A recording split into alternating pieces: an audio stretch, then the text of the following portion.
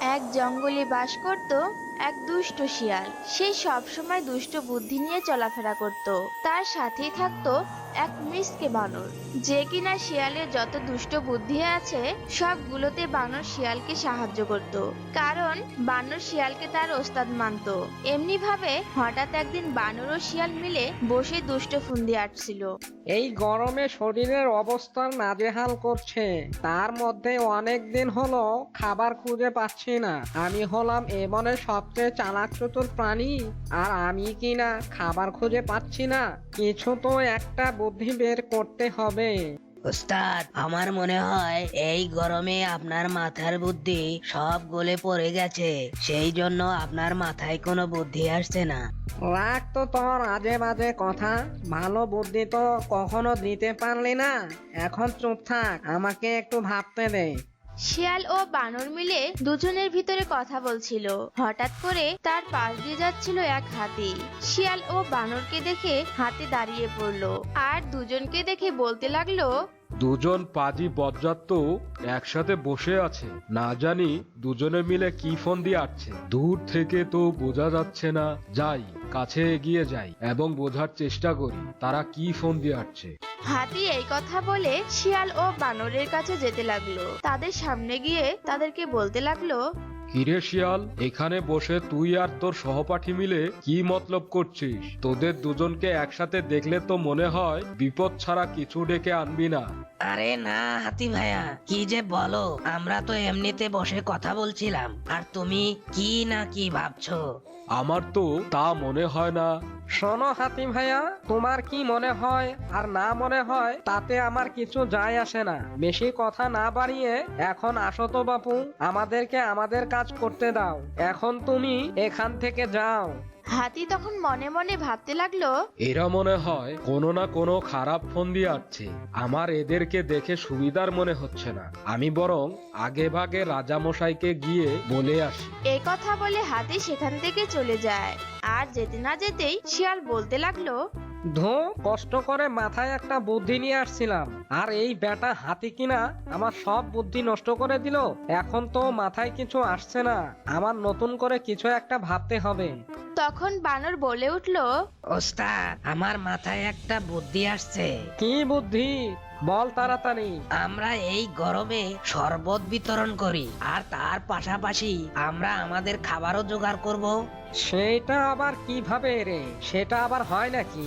শোনেন ওস্তাদ। তারপর বানরের কথা শুনে শিয়াল বলল, আরে বাহ বাহ, বুদ্ধি তো ভালোই, আগে তো আমার মাথায় আসেনি। তোর দেখি আমার সাথে সাথে থেকে থেকে তোরও অনেক বুদ্ধি হয়েছে। চল বেশি না কথা বলে আমরা আমাদের কাজে লেগে পড়ি।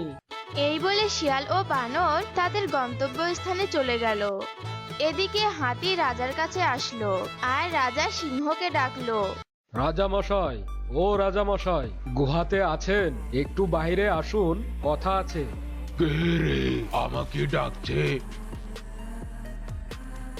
আরে এই যে দেখছি হাতি, কি রে কি হয়েছে? রাজামশাই, আমি আসার সময় দেখে আসলাম শিয়াল ও বানর মিলে কি যেন ফোন দিয়ে আছে। আমার মনে হয় ওদের বাজে কোনো মতলব আছে। আরে না না, সব সময় সবাই এক থাকে না, ওরা মনে হয় ওদের বিষয় নিয়েই কথা বলছিল। রাজামশাই, আমার মনে হয়েছিল আপনাকে বলার, তাই আমি আপনাকে বলে গেলাম। ও নিয়ে তুই ভাবিস না, তুই তোর কাজ কর। এখন যা, যখন যা হবে তখন তা দেখা যাবে। এরপর হাতি সেখান থেকে চলে যায় আর সিংহ তার গুহায় চলে যায়। পরদিন তারপরেতে কি রয়েছে? এই গরমে শরবত আছে, তারপরেতে কি রয়েছে? মিষ্টি মোলার শরবত আছে, তারপরেতে কি রয়েছে? নরম কলার শরবত আছে। তারা এইভাবে গানের মাধ্যমে তাদের শরবত বিতরণ করার চেষ্টা করছিল। হঠাৎ করে তার পাশ দিয়ে যাচ্ছিল বাঘ ও বাঘিনী। তখন হঠাৎ করে তাদের নজরে আসলো।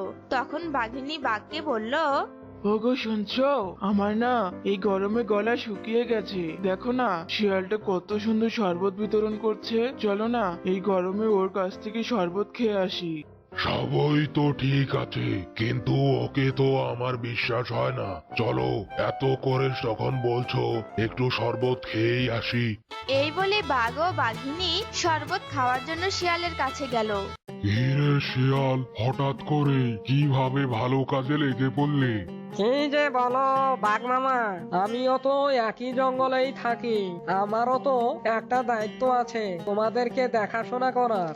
ঠিক আছে, তোর মামিকে আর আমাকে দে দেখি তোর শরবত।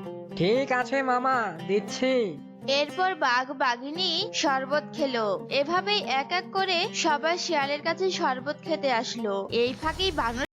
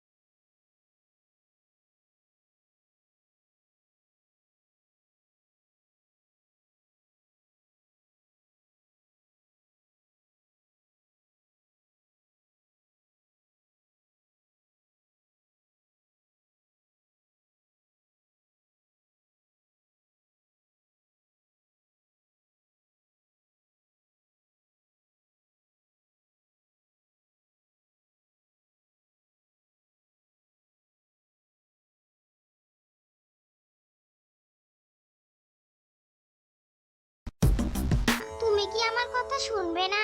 সে কবে থেকে তোমাকে বলছি, মা চলো ঘুরতে যাই, চলো ঘুরতে যাই, কিন্তু তোমার তো সেদিকে কোনো খেয়ালই নেই। তুমি কি আমাকে ঘুরতে নিয়ে যাবে, নাকি আমি একাই চলে যাব বলো তো?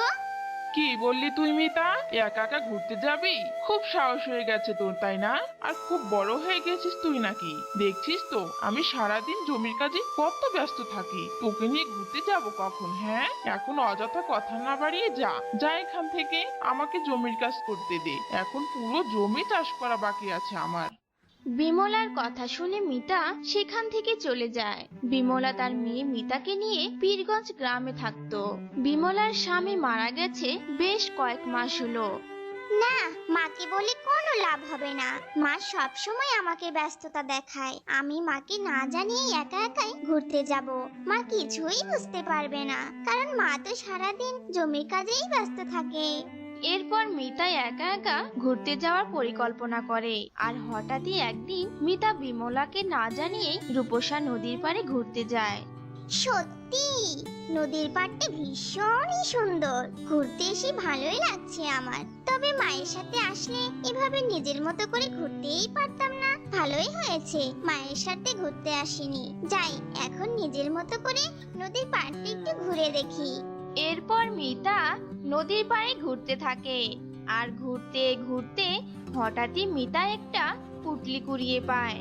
ও মা, এগুলো তো দেখছি ফসলের বীজ। কে আবার ফসলের বীজগুলো এভাবে নদীর ধারে ফেলে রেখে গেছে? তবে বীজগুলো পেয়ে ভালোই হলো। আমি আমাদের জমির একটা কোণায় এইসব বীজ রোপণ করব। আর এইসব বীজ থেকে ফসল হলে মা নিশ্চয়ই অনেক খুশি হবে। এসব ভেবে মিতা বীজের পুঁটলিটা নিয়ে বাড়ি ফিরে যায়। আর মিতা তার ভাবনা মতোই তাদের জমির এক কোণে বীজগুলো রোপণ করে। আর কদিন পরে বীজ থেকে মরিচ গাছ বের হয়। আমি তো আমার জমিতে টমেটোর বীজ লাগিয়েছিলাম, পুরো জমিতে টমেটোর গাছ হয়েছে, কিন্তু এই কোনাটাতে এমন মরিচ গাছ হলো কোথা থেকে? অবাক হয়ো না মা, এদিকে আমি মরিচ গাছগুলো লাগিয়েছিলাম, তাই মরিচ গাছ হয়েছে মা। এবার আমরা টমেটোর সাথে মরিচও চাষ করব। ভালো হবে না বলো মা? তা তো হবেই, টমেটোর সাথে এবার আমি মরিচও বিক্রি করতে পারবো। এরপর বিমলা টমেটোর চারার সাথে সাথে মরিচ গাছের পরিচর্যা করতে থাকে। আর দেখতে দেখতে মরিচ গাছগুলো বড় হয়, কিন্তু মরিচ গাছে মরিচের বদলে কালো জাম ধরে। সে কি কাণ্ড বিমলা দিদি, এসব কি দেখছি? মরিচ গাছে কালো জাম, এমন অনিষ্ট কাণ্ড তো আমি কখনো দেখিনি বাবা। অনিষ্ট কেন বলছো গো কাকিমা? এক গাছে আরেক ফল ধরেছে, তাতে কি হয়েছে? এ আর খারাপ কি বলো? ভালোই তো হয়েছে। বুঝি না বাপু, তোমার ব্যাপার স্যাপার, এমন কাণ্ড আমি কখনোই দেখিনি। না জানি মরিচ গাছে এসব কালো জাম কি অনিষ্টই না বয়ে আনবে। এদিকে মিতা মরিচ গাছের টকটকে কালো জাম দেখে আর লোভ সামলাতে পারে না। মা দেখো দেখো, মরিচ গাছে কালো জামগুলো ধরতে না ধরতে কিভাবে পেকে টসটসে হয়ে গেছে। আজ আমি সবগুলো কালো জাম তুলে নিব মা, আর মজা করে কালো জামগুলো খাবো। এরপর মিতা মরিচ গাছ থেকে সবগুলো কালো জাম তুলে ঝুড়িতে রাখে। আর ঠিক তখনই সব থেকে বড় অনিষ্ট ঘটে। সবগুলো কালো জাম থেকে এক ভয়ঙ্কর ডাইনি বের হয়ে আসে।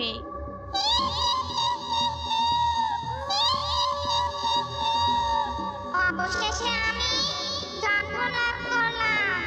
রাক্ষস মা তো আমার পূর্বেই বলেছিল মরিচ গাছে কালো জাম থেকে আমার পূর্ব জন্ম হবে। অবশেষে আমি পূর্ব জন্ম লাভ করলাম। এবার আমি আমার ইচ্ছে মতো ঘুরে বেড়াবো। এই কথা বলে রাক্ষসী অদৃশ্য হয়ে যায়। আর এই পুনর্জন্ম রাক্ষসীকে পাশের জমি থেকে রাগিনী স্পষ্টভাবে দেখতে পায়। আমি ঠিক ধরেছিলাম কোনো না কোনো অনিষ্ট ঘটবেই, ঠিক তাই ঘটলো। এবার তুই কি করবি মিতা? না জানি এই রাক্ষসী এবার আমাদের গ্রামে কি তাণ্ডবই বা চালাবে। না, গ্রামের সকলকে রাক্ষসীর ব্যাপারে জানাতেই হবে, আর সবাইকে সতর্ক করে দিতে হবে। এরপর রাগিনী গ্রামবাসীদের রাক্ষসীর পূর্বজন্মের ব্যাপারে সব কথা বলে দেয়। হায় হায় হায়, রাক্ষসী আমার এ কি সর্বনাশ করলো! আমার একমাত্র গাভীটাকে রাক্ষসী নিয়ে চলে গেল। গাভীটা আমায় কত দুধ দিত। সব হয়েছে শয়তান মিতার জন্য। এবার মিতার একটা ব্যবস্থা করতেই হবে, নয়তো ওই রাক্ষসীর কবলে শুধু পশু নয়, একদিন আমাদেরও সবার প্রাণ যাবে। এই কথা বলে রাগিনী মোড়লের বাড়ি যায় আর মোড়লকে বিচার দেয়। মোড়ল খুবই বিরক্ত হয় আর একদিন রেগে মিতাদের বাড়িতে যায়। হ্যাঁ রে বিমলা, তোদের নামে বিচার শুনতে শুনতে আমি অতিষ্ঠ হয়ে গেছি। তোরা কেন রাক্ষসীর পূর্বজন্ম দিয়েছিস বলতো? আর রাক্ষসী আমার সুন্দর গ্রামের উপর তাণ্ডব চালিয়ে গ্রামটিকে একেবারে শ্মশান বানিয়ে দিয়েছে। তাই তোরা যখন ওই রাক্ষসীর পূর্বজন্ম দিয়েছিস, তবে তোরাই রাক্ষসীকে গ্রাম থেকে বের করবি, অথবা রাক্ষসীকে হত্যা করবি, নয়তো আমি আর আমার গ্রামবাসী মিলে তোকে কিন্তু হত্যা করব। এসব হুমকি দিয়ে মোড়ল চলে যায় আর মোড়লের হুমকি শুনে মিতা এবং বিমলার গলা শুকিয়ে যায়। এবার কি হবে মা? ওই শয়তান রাক্ষসীর জন্য কি আমরা অকালে প্রাণ হারাবো নাকি? জানি না রে মা, কেন যে তুই মরিচ বীজগুলো লাগাতে গেলি আর কি যে কি হয়ে গেল আমি তো কিছুই বুঝতে পারছি না। এবার আমরা কিভাবে ওই রাক্ষসীকে থামাবো আর মানুষ হয়ে কি করে বা ওই রাক্ষসীর মোকাবেলা করব বলতো? এদিকে রাক্ষসী তাণ্ডব দিন দিন বাড়তেই থাকে। পশুদের পাশাপাশি রাক্ষসী ছোট ছোট বাচ্চাদের ধরেও খেয়ে ফেলতে শুরু করে। আর এদিকে গ্রামবাসীরা ক্ষেপে যায় আর মোড়লের হুকুমে মিতা আর বিমলাকে আগুনে পুড়িয়ে মারার ব্যবস্থা করে আর বড় অগ্নিকুণ্ড সাজিয়ে মিতা আর বিমলাকে সেখানে নিয়ে আসে। থামো তোমরা, থামো! এই অন্যায় তোমরা করো না। তোমরা এত নিষ্ঠুর! তোমরা কি করে এমন জীবিত দুটো মানুষকে আগুনে নিক্ষেপ করতে চাইছো? হ্যাঁ, কি করেছে এই অসহায় মানুষ দুটো? এরপর গ্রামবাসীরা রাক্ষসীর ব্যাপারে সব কথা পরীকে খুলে বলে। কি তোমরা ওই রাক্ষসীর জন্য সাধারণ দুটো মানুষকে হত্যা করতে চাইছো? তবে শান্ত হও তোমরা। আমি হত্যা করব ওই রাক্ষসীটাকে, তাও আবার এই অগ্নিকুণ্ডে পুড়িয়ে। বুঝতে পেরেছো? এ কথা বলে পরী তার জাদুর লাঠি ঘুরিয়ে রাক্ষসীকে আহ্বান করে আর মুহূর্তেই রাক্ষসী সেখানে উপস্থিত হয়। কার এত বড় সাহস যে নিজের প্রাণ দিতে আমাকে আহ্বান করেছে? তাকে আজ আমি চিবিয়ে চিবিয়ে খাবো। এ কি পরি? তাহলে তুই আমাকে আহ্বান করেছিস? আজ তবে তোর নিস্তার নেই। রাক্ষসীর কথা শুনে পরী ভীষণই রেগে যায় আর জাদুর লাঠির সাহায্যে রাক্ষসীকে অগ্নিকুণ্ডে নিক্ষেপ করে আর আগুনে পুড়িয়ে রাক্ষসী ভস্ম হয়ে যায় আর গ্রামবাসীরাও মিতা আর বিমলাকে ছেড়ে দেয়। তো বন্ধুরা, কেমন লাগলো আজকের গল্প? যদি গল্পটি ভালো লেগে থাকে তাহলে অবশ্যই সাবস্ক্রাইব করুন আর পাশে থাকা বেল বাটনটি ক্লিক দিয়ে রাখুন আর অবশ্যই লাইক, কমেন্ট, শেয়ার করতে ভুলবেন না।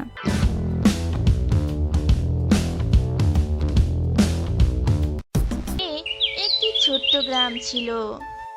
সেই গ্রামে বাস করত এক বৃদ্ধ বুড়ি। বুড়ি তার একমাত্র নাতিকে নিয়ে থাকতো। তার নাম হলো দীপুন। দীপুনের বাবা মা মারা যাওয়ার কারণে সে বুড়ির কাছেই থাকতো। কিন্তু দীপুন ছিল অলস প্রকৃতির ছেলে, কোনো কাজ করতে চাইতো না। সে খায় আর ঘুমায়। এজন্য বুড়ি খুব রেগে যায়।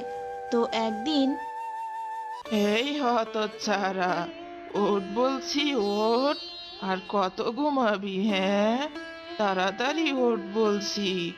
আমার হয়েছে যত জ্বালা। কেন যে তোর মতো এমন অলস নাতি আমার কপালে হলো, তার খেসারত দিতে হচ্ছে আজ আমাকে। এই অকর্মা, উঠ বলছি। আজ তোর হাড়গোড় ভেঙেই ফেলবো। উঠ বলছি। ও বুড়িমা, মারছো কেন? শুধু শুধু মেরো না তো, আমার লাগছে তো। ও বুড়িমা, কি শুরু করলে? তোমার জন্য কি শান্তি মতো একটু ঘুমাতেও পারবো না নাকি? অলস অকর্ম ছেলে কোথাকার, এত বড় হয়েছিস আর এখনো তুই আমার কাঁধে ভর করে খাস? আমার কি আর তোকে বসে খাওয়ানোর মতো সেই বয়স আছে নাকি রে? লজ্জা করে না তোর? এই বুড়িকে আর কত জ্বালাবি? হ্যাঁ, আর তুই শান্তিতে ঘুমাতে চাস?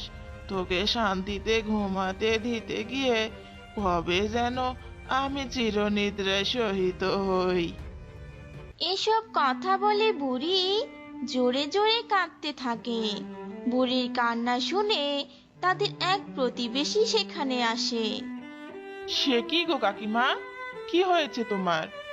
আর তোমাকেই বলছি দীপুন, কত বড় হয়েছো, এখনো কি তোমার কাণ্ডজ্ঞান হয়নি? আর কতকাল এই বুড়ি মানুষটার কাঁধে বসে খাবে? এখন তো কোনো কাজকর্ম করতে পারো, তাই না? বৃদ্ধ বুড়ির দায়িত্ব তো নিতে পারো। এসব ওকে বুঝিও না সরলা, ওর তো কোনো কাণ্ডজ্ঞান নেই। চোখের সামনে আমাকে এসব এ বয়সে এত পরিশ্রম করতে দেখেও কোনো কাজকর্ম করছে না ও। এটা ভুল কথা বুড়িমা। আমি তো কাজ করার অনেক চেষ্টা করেছি, কিন্তু কেউই আমাকে কাজ দেয়নি। তাছাড়া আমি তো আমাদের পুরনো জমিতে আবার চাষাবাদ করার চেষ্টা করেছিলাম, তাও তো তুমি দাওনি। সবই তো বুঝলাম দীপুন। কাজ পাওনি বলে যে আর কখনো কাজ পাবে না এমনটা তো নয়, তাই না? তুমি তো আবার কাজ খোঁজার চেষ্টা তো করতে পারো। আর তোমার সাহস তো বলি দীপুন, তোমাদের পুরনো জমির পাশ দিয়ে তো কেউই হাঁটাচলা করে না। আর তুমি কি না ওই জমিতে চাষাবাদ করতে চাইছো?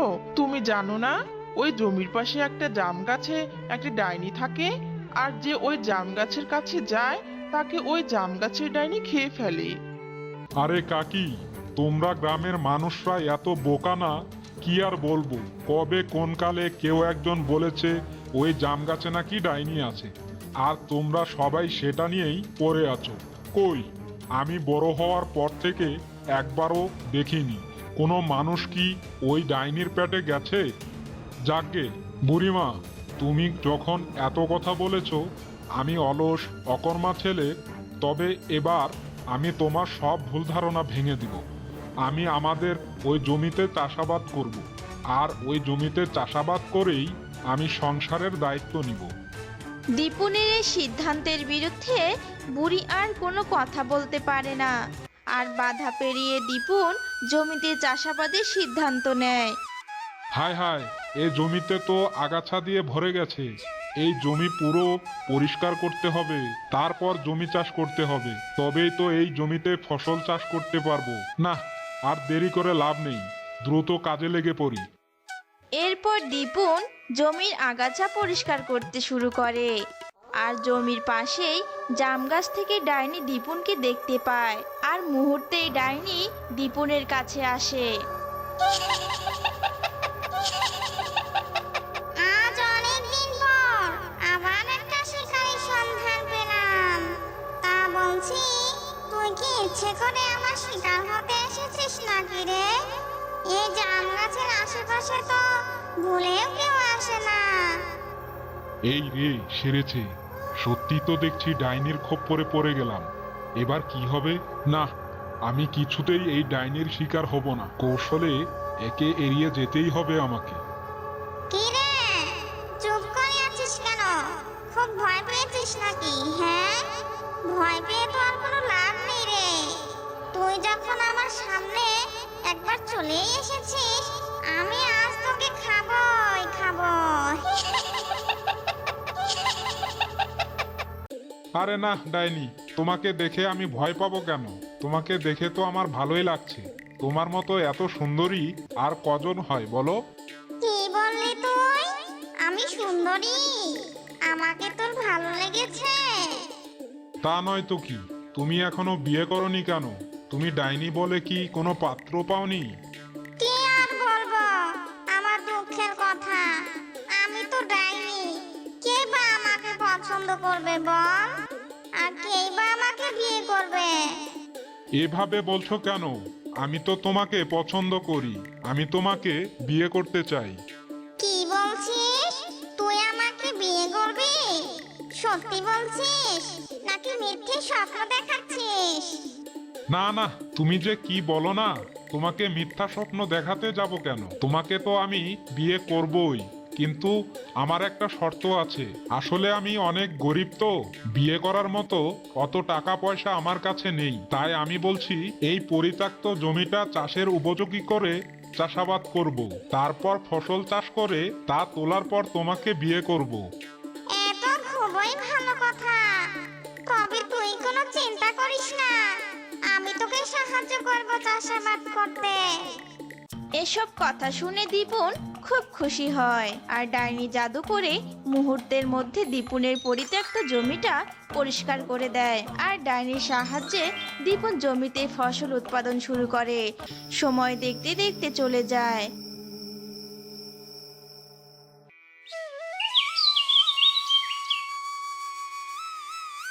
দীপুন ফসল ঘরে তোলে।